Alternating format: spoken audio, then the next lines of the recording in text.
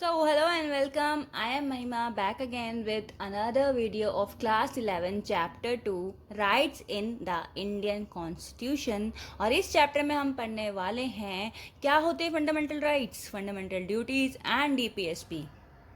तो इस चैप्टर को पढ़ने के बाद किन किन टॉपिक्स पे हमको क्लैरिटी मिलेगी एनसीईआरटी में देख लेते हैं। पहला, what are the various fundamental rights listed in the constitution of India, कि क्या क्या फंडामेंटल राइट्स लिस्ट हो रखे हैं हमारे कॉन्स्टिट्यूशन में। उसके अलावा जुडिशरी का क्या रोल है, उसके अलावा डिफरेंस क्या होता है फंडामेंटल राइट्स और डीपीएसपी में। काफ़ी बच्चों को कन्फ्यूजन रहती है, तो इस चैप्टर में हम वो डिटेल में पढ़ने वाले हैं हम। तो चलो स्टार्ट करते हैं हम अपने चैप्टर को। और उसको समझने के लिए सबसे पहले हमें पढ़ना पड़ेगा एक case study, the importance of rights के अंदर। तो ये बात है 1982 की, कि देखो 1982 में हो क्या रहा था। एशियन गेम्स की बात है। उस टाइम पे गवर्नमेंट ने कॉन्ट्रैक्टर्स को हायर किया और उन कॉन्ट्रैक्टर्स ने बहुत बहुत से कंस्ट्रक्शन वर्कर्स को हायर किया, काम पे लगाया उनको काम करवाने के लिए। किसके लिए? बिल्ड करने के लिए। क्या? Flyovers and stadiums. अब पॉइंट ये था यहाँ पे कि इन कंस्ट्रक्शन वर्कर्स को ना मिनिमम वेजेस भी नहीं दिए जाते थे और साथ में इनसे बहुत ही पुअर कंडीशंस में काम कराया जाता था। अब इस दौरान होता क्या है कि एक टीम आती है सोशल साइंटिस्ट की, जो ये नोटिस करती है और सुप्रीम कोर्ट में पिटीशन डालती है कि इन एम्प्लॉयर्स के साथ हो क्या रहा था, कि इनसे काम कराया जा रहा था और इनको ना मिनिमम वेजेस भी नहीं दिए जा रहे थे। They argued that employing a person to work for less than the minimum prescribed wage amount to begar or force labour. ये जो टर्म है ना, बेगार या फोर्स लेबर, मीन्स जबरदस्ती काम करवाना, मतलब काम करवाना और पैसे भी ना देना। तो यहाँ पे एक तरीके से हो क्या रहा था, वॉयलेशन हो रहा था उनके फंडामेंटल राइट्स का। अब हम आगे देखेंगे, मगर यहाँ पे इन्होंने क्या लिखा हुआ है, यहाँ पे लिखा हुआ इन्होंने fundamental rights against exploitation, means उनका एक्सप्लॉयटेशन हो रहा था। ये हमारे राइट्स में बिल्कुल क्लियरली मेंशन है, हम आगे पढ़ने वाले हैं अभी। तो भाई कोर्ट ने उनकी प्ली को एक्सेप्ट कर लिया और गवर्नमेंट को डायरेक्ट किया to ensure that thousand of workers get the prescribed wages of for their work, means उनको उनके काम के पैसे मिलने चाहिए। अब आ जाते हैं हमारी नेक्स्ट केस स्टडी पे, जो कि है मचाल आलम की। तो जब ये 23 ईयर्स के थे तो इनको अरेस्ट कर लिया जाता है। ये असम से बिलोंग करते थे और इनके ऊपर कुछ चार्जेस लगा दिए जाते हैं इंजरी के।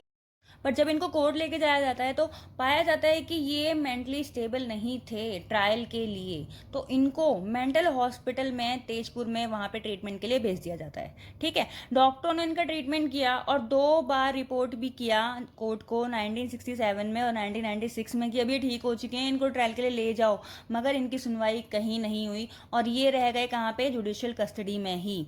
और इनको रिलीज़ किया गया कब? 2005 में, मीन्स जब वो 77 ईयर्स के थे। अब इससे क्या पता चलता है, वो अरेस्ट कब हुए थे? जब वो 23 साल के थे, और वो रिलीज होते हैं जब वो 77 ईयर्स के थे। इसका मतलब वो अपनी जिंदगी के 54 साल सिर्फ जेल में ही रह गए। समझ रहे हो इस पॉइंट को? उनकी पूरी लाइफ वेस्ट हो गई एक तरीके से। And he was freed when a team appointed by National Human Rights Commission intervened after an inspection of under trials in state। और उनको तब फ्री किया गया जब ह्यूमन राइट कमीशन की एक टीम ने इंटरवीन किया और इंस्पेक्शन किया कि कौन कौन से ऐसे लोग हैं जिनका अभी तक ट्रायल ही नहीं हुआ है। तो पाया गया कि उनके ऊपर जो भी चार्जेस लगे थे they were not even important और relevant. So a proper trial against him never took place. तो कभी उनका ट्रायल हुआ ही नहीं। Our constitution gives every citizen the right to life and liberty. तो हमारा कॉन्स्टिट्यूशन है हर एक नागरिक को right to life and liberty provide कराता है। मगर मचाल के केस में क्या हुआ, हम सभी देख सकते हैं इनके केस में क्या हुआ। आ जाते हैं हमारी नेक्स्ट हेडिंग पे, जो कि है बिल ऑफ राइट्स। अगर डायरेक्ट क्वेश्चन आ जाता है बिल ऑफ राइट्स या फिर छोटी सी डेफिनेशन पूछ लेते हैं तो हम क्या लिखेंगे? हम लिखेंगे a list of rights mentioned and protected by the constitution is called bill of rights. तो देखो बेसिकली ये है क्या, हर कॉन्स्टिट्यूशन में या फिर ऑलमोस्ट सारे कॉन्स्टिट्यूशंस में कुछ राइट्स मेंशन होते हैं जो कि उनके नागरिकों को प्रोवाइड किया जाते हैं। तो प्रॉपर एक लिस्ट होती है। ठीक है, तो ये वही लिस्ट है जहाँ पे हम सभी के राइट्स मेंशन्ड हैं।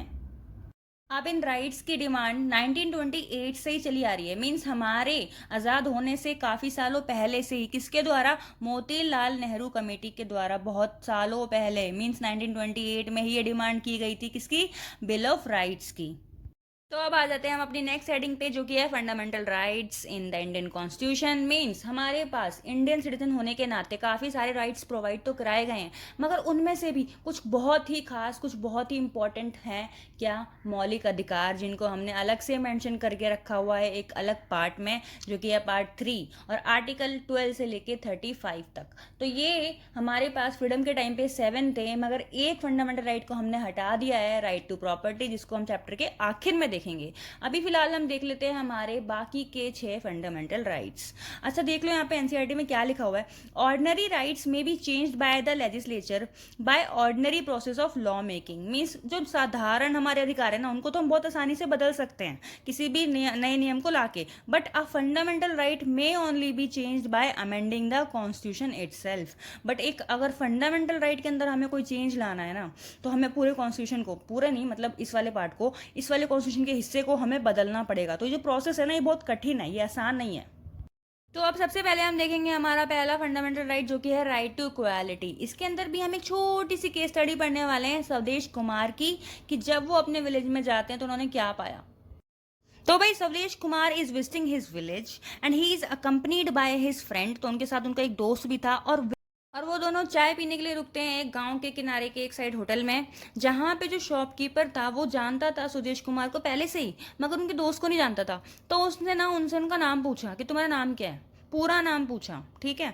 तो सुदेश कुमार को तो उसने नॉर्मल एक बढ़िया से कप में दे दी चाय, मगर उनके दोस्त को जानने के बाद कि वो एक लो कास्ट से या फिर एक एससी कास्ट से बिलोंग करते हैं, दलित कास्ट से बिलोंग करते हैं, जानने के बाद उन्होंने उसको कुल्हड़ वाले कप में चाय दी। Earthen cup means I think कुल्हड़ ही होता है।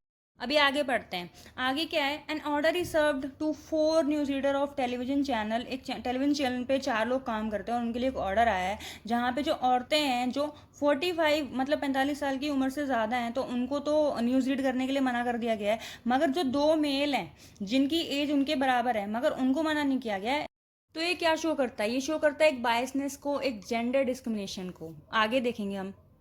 तो देखो अब राइट टू इक्वालिटी में हमारे कौन कौन से पॉइंट्स बनते हैं। सबसे पहला पॉइंट आएगा हमारा equality before law. Means law के सामने, कानून के सामने सब बराबर होते हैं। Equal protection of laws, prohibition of discrimination on the ground of religion, race, caste, sex और प्लेस ऑफ बर्थ। मीन्स इन सारे ग्राउंड्स पे आप किसी के साथ डिस्क्रिमिनेशन नहीं कर सकते। अभी हमने थोड़ी देर पहले देखा केस स्टडी में क्या हुआ था, जेंडर के बेस पे, सेक्स के बेस पे वहां पर डिस्क्रिमिनेशन हुआ था। कहाँ पे? न्यूज रीड करने से मना करा था औरतों को जब।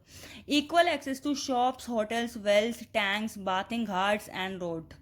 मीन्स जहाँ पे सबको एक्सेस अलाउड हो। इसका मतलब ये नहीं कि आप किसी पर्टिकुलर कास्ट से बिलोंग करते हो तो आप होटल में नहीं जा सकते, या फिर यहाँ नहीं जा सकते, वहाँ नहीं जा सकते। ये पुराने टाइम में हुआ करता था। आज के टाइम में हम लोग ऐसा नहीं कर रहे हैं। क्यों नहीं कर रहे हैं? क्योंकि काफ़ी टाइम पहले ये सब होता था, और इतने सारे अमेंडमेंट्स कॉन्स्टिट्यूशन के अंदर, इतने सारे फंडामेंटल राइट्स डालने के बाद, इतने सारे एफर्ट्स करने के बाद थोड़ी बहुत हम इक्वालिटी आज ला पाए हैं। हमारा नेक्स्ट पॉइंट है equality of opportunity in public employment. Means सबको बराबर की अपॉर्चुनिटी मिलनी चाहिए जॉब के टाइम पे।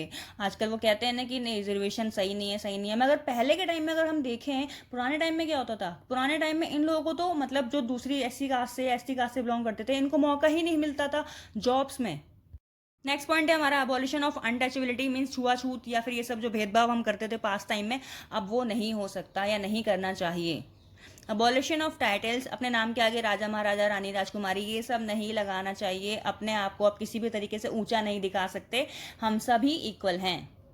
तो ये देखो आर्टिकल 16 ब्रैकेट 4, इसका मतलब आर्टिकल 16 में क्या मेंशन है, nothing in this article shall prevent the state from making any provision for the reservation of appointment और post in favour of any backward class of citizen which in the opinion of state is not represented in the service under the state.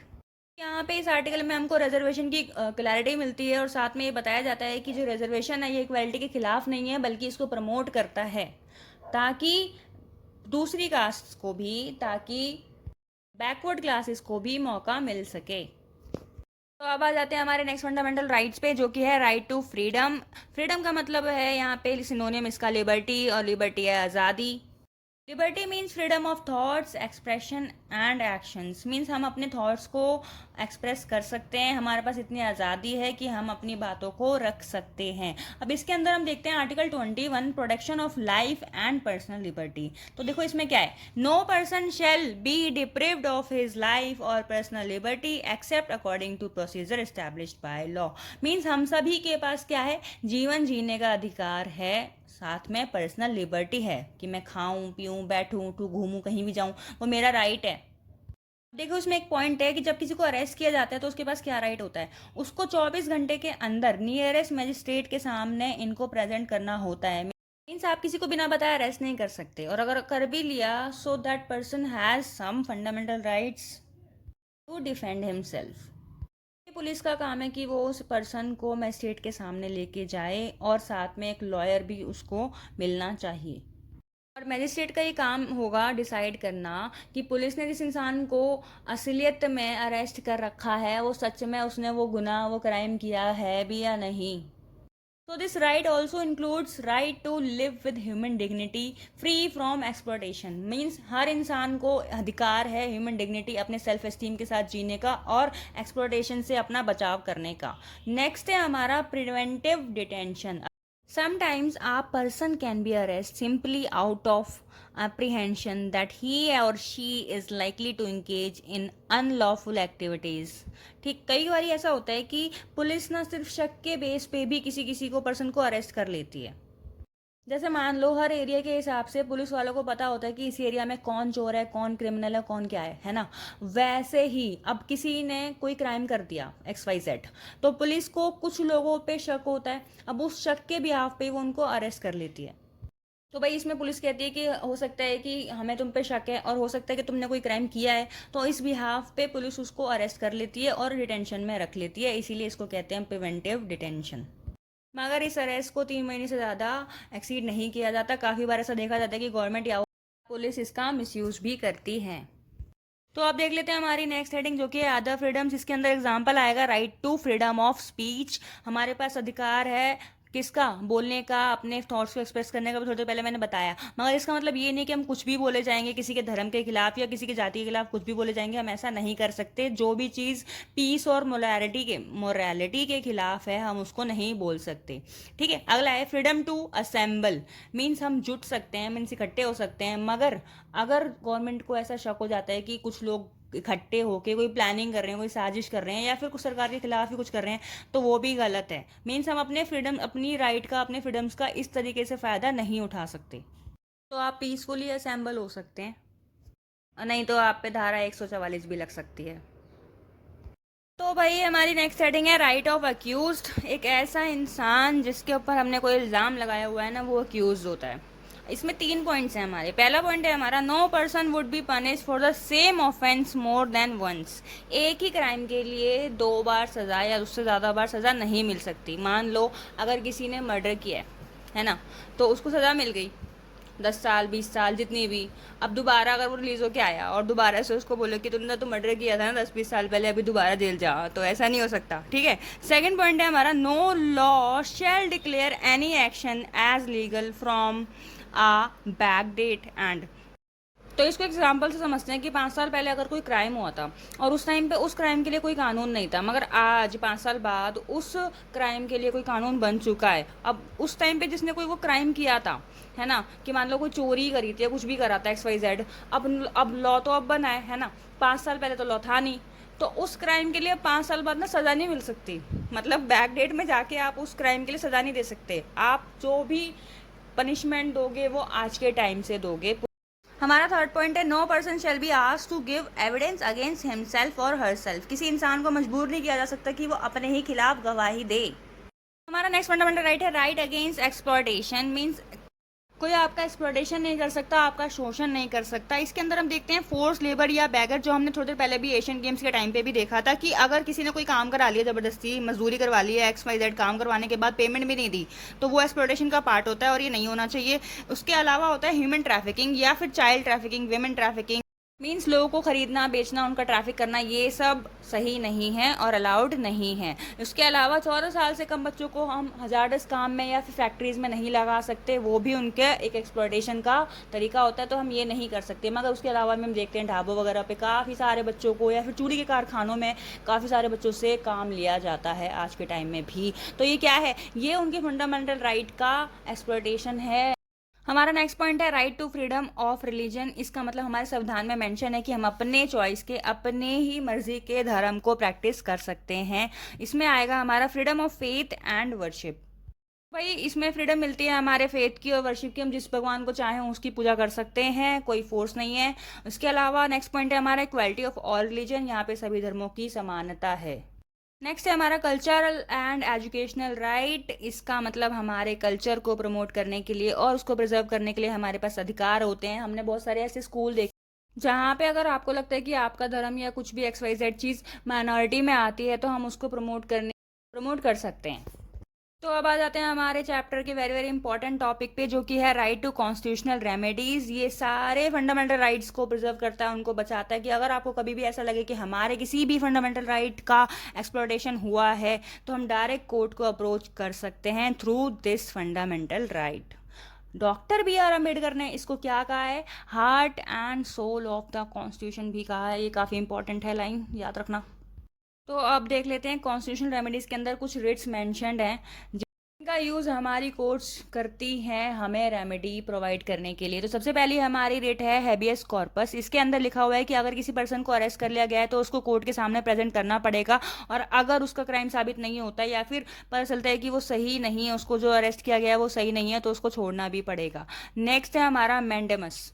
Mandamus में आएगा कि अगर कोई official या फिर कोई office holder अपना काम सही से नहीं कर रहा है, कोई लीगल ड्यूटी नहीं कर रहा है, तो कोर्ट उसको ये रिट इशू कर सकती है। नेक्स्ट है हमारा प्रोहिबिशन।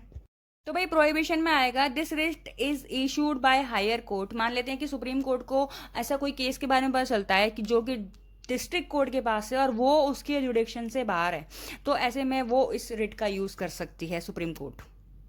नेक्स्ट है हमारा क्यू वारंटो।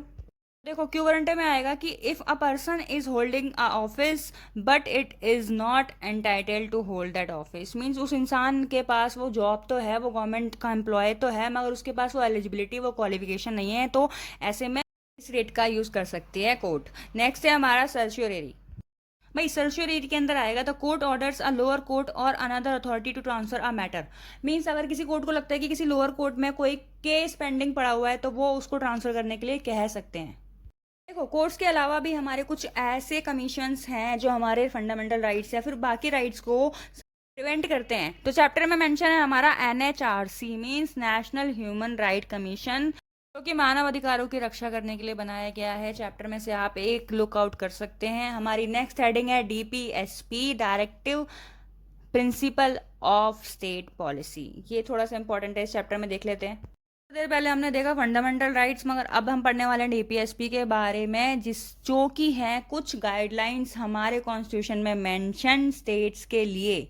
मगर हमें यहाँ पे एक बात नोटिस करने की चीज़ है, वो ये कि they are not made legally enforceable. Means इन गाइडलाइंस को लेके आप किसी भी कोर्ट में नहीं जा सकते। फॉर एग्जाम्पल अगर मेरे किसी फंडामेंटल राइट का हनन होता है या एक्सप्लोटेशन होता है या कुछ भी, तो मैं कोर्ट में जा सकती हूँ। DPSP लीगली इन्फोर्सेबल नहीं है। ये सिर्फ एक कुछ गाइडलाइंस हैं जो स्टेट्स को करनी चाहिए, बताई हुई हैं हमारे कॉन्स्टिट्यूशन के अंदर। तो DPSP के गोल्स क्या हैं? सबसे पहले the goals and objective that we as society should adopt. Means एक सोसाइटी होने के नाते हमारे क्या क्या ऑब्जेक्टिव्स, क्या क्या गोल्स होने चाहिए, क्या क्या एस्पिरेशन होनी चाहिए, वो इसमें मेंशन है। Next certain rights that individual should enjoy apart from fundamental rights. Fundamental rights के अलावा भी कुछ इंडिविजुअल्स को राइट्स मिलने चाहिए, वो इसमें मेंशन है। And certain policies that the government should adopt, और कुछ पॉलिसीज जो सभी सरकारों को, सभी स्टेट के सरकारों को अपनानी चाहिए, वो इसमें मेंशनड है। देखो DPSP में क्या क्या इंक्लूड हो जाता है। सबसे पहले right to education, formation of Panchayati Raj institution all over the country. हर स्टेट में पंचायती राज होना चाहिए, सभी को राइट टू एजुकेशन होना चाहिए। And partial right to work, सभी के पास राइट टू वर्क होना चाहिए। और एम्प्लॉयमेंट की गारंटी होनी चाहिए, मिड डे मील स्कीम्स होनी चाहिए। ये सारी चीज़ें कहाँ मेंशन है? हमारे DPSP के अंदर। नेक्स्ट देख लेते हैं हमारा फंडामेंटल ड्यूटीज ऑफ सिटीजन, जो कि 1976 में हमने एक चेंज लाया था, अमेंडमेंट किया था, 42nd अमेंडमेंट, और इन ड्यूटीज़ को अपने कॉन्स्टिट्यूशन के अंदर डाला था। मैंने अपने खुद के बनाए हुए नोट्स यहाँ पे मेंशन कर रखे हैं जो कि फंडामेंटल ड्यूटीज़ के हैं, आप उनको देख सकते हो। क्योंकि हमारी एनसीईआरटी में फंडामेंटल ड्यूटीज़ मेंशन नहीं थी, इसीलिए मैंने अपने खुद के नोट्स बना लिए। अब इसमें क्या क्या है देख लो। सबसे पहले छोटी छोटी चीज़ें मैं बता देती हूँ यहाँ पे कि अपने नेशनल एंथम की रिस्पेक्ट करना, अपने नेशनल फ्लैग की रिस्पेक्ट करना, to cherish and follow the noble ideals, protect the sovereignty, unity and integrity of India, ये सारी हमारी ड्यूटीज़ होती हैं एंड एज अ सिटीज़न हमें फॉलो करनी चाहिए। यहाँ पे मैंने डीपीएसपी और फंडामेंटल ड्यूटीज़ दोनों को ही अपने नोट्स को यहाँ पे मेंशन किया हुआ है, you can go through all of them. Next हमारी हेडिंग है राइट टू प्रॉपर्टी। चैप्टर के स्टार्टिंग में मैंने बताया था कि हमारे पास आज़ादी के टाइम पे 7 फंडामेंटल राइट्स हुआ करते थे, मगर राइट टू प्रॉपर्टी को हमने हटाकर एक सिंपल से एक लीगल राइट बना दिया है, और अब वो आर्टिकल 300A में मैंशनड है हमारी। बस ये डेट याद रखना, 1978 44th अमेंडमेंट कब हुआ था, ये राइट टू प्रॉपर्टी को कब हटाया गया था। तो भाई कुछ लोग ऐसा कहने लगे कि गवर्नमेंट का अगर बस चलेगा तो वो किसी और फंडामेंटल राइट्स को भी हटा सकती हैं, और ऐसे में काफ़ी सारी डिबेट्स हुई कि काफ़ी बार ऐसा देखा गया कि गवर्नमेंट डीपीएसपी को बचाने के लिए फंडामेंटल राइट्स को चेंज कर सकती है कि नहीं। तो ऐसे में काफ़ी सारे केसेस हुए, जिसमें सबसे ज़्यादा हाईलाइट सुप्रीम कोर्ट का केस हुआ था, वो था केशवानंद भारती का केस। तो इस केस के अंदर हमारी कोर्ट ने बताया कि कुछ ऐसे फीचर्स हैं कॉन्स्टिट्यूशन के जो कि बेसिक फीचर हैं, जो कि पिलर हैं कॉन्स्टिट्यूशन के, और उन्हें कोई भी अमेंडमेंट नहीं कर सकता, कोई भी उन्हें चेंज नहीं कर सकता, कोई उन्हें अमेंड नहीं कर सकता, और फंडामेंटल राइट उसका पार्ट है। तो यहाँ पे the court was saying that parliament can not make an amendment that वॉलेटेड fundamental right. Means कोई भी सरकार आके ऐसा कोई भी अमेंडमेंट नहीं कर सकती जिससे हमारे फंडामेंटल राइट छिन रहे हों, जैसे कि हमारा राइट टू इक्वालिटी है, अब ये तो कोई नहीं छीन सकता ना हमसे, बिल्कुल वैसे ही। तो इन सारी चीज़ों को हमारे सबसे highlighted case Keshavananda Bharati case में सेटल किया गया था, इन सारी डिबेट्स को, और एक जवाब दिया था कोर्ट ने सभी को। यहाँ पे होता है हमारा chapter close, and finally it was over. Thank you so much.